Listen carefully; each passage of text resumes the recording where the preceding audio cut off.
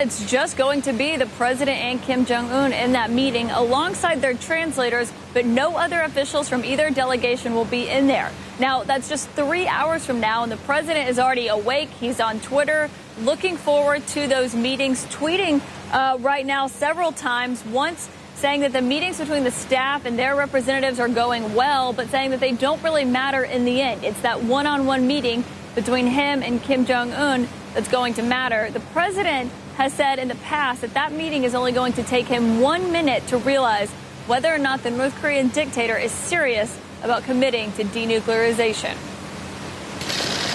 Just hours before a handshake and a sit-down that could make history, President Trump and North Korean dictator Kim Jong Un publicly expressing confidence. While the normally reclusive dictator took a late-night stroll in front of the cameras. This as the White House announced that the president will leave Singapore more than 12 hours earlier than expected. But questions remain about whether or not North Korea is willing to commit to denuclearization.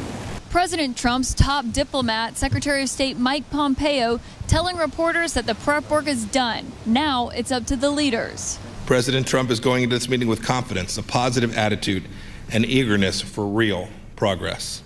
Pompeo vowing the United States won't repeat past mistakes. The United States has been fooled before. There's no doubt about it. While moving closer to language used by Pyongyang, repeating that the White House wants the complete, verifiable, and irreversible denuclearization of the Korea Peninsula.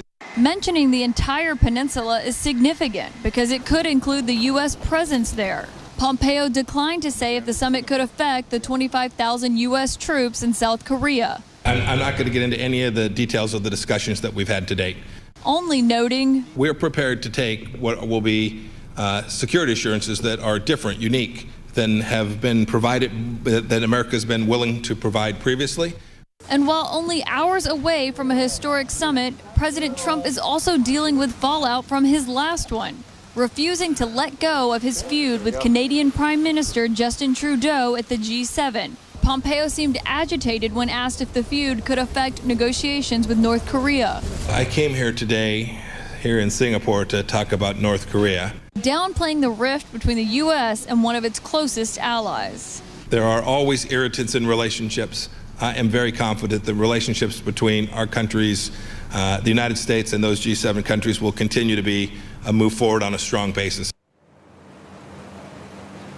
So Pompeo there trying to keep the focus on this meeting today with President Trump and Kim Jong Un. The president continuing to tweet about this meeting, this time responding to people he believes are critics of the fact that he's having this sit down with Kim Jong Un, saying, quote, "The fact that I'm having a meeting is a major loss for the United States, says the haters and the losers." He said, "We have our hostages, testing, research, and all missile launches have stopped." He says these pundits who have called me wrong from the beginning have nothing else they can say. We will be fine. Now, I should note the president has actually received a substantial amount of credit for getting this far and having a sit down that no other sitting president has had with the North Korean leader. But here, this tweet seems to be serving another purpose, potentially tempering expectations ahead of that meeting with Kim Jong Un.